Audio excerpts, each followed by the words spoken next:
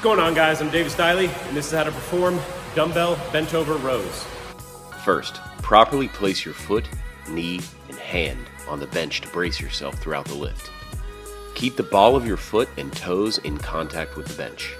Keep your bracing arm straight, keeping pressure through the heel of your palm. The stance leg should be in a comfortable and athletic position out to the side. Note the slight bend in the knee. This will increase your responsiveness to the weight. Keep your hips and shoulders square with the wall in front of you.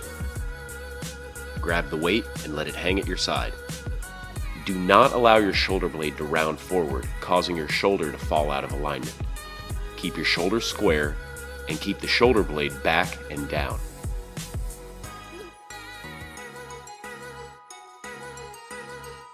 Breathe in and brace your core as if you were about to be punched in the stomach. Now, row the weight up all the way towards your hip. Think about driving your elbow up towards the ceiling while puffing your chest out in front of you.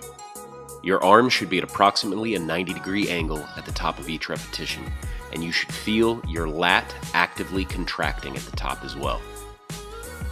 Return the weight back down to the bottom and perform repetitions as follows.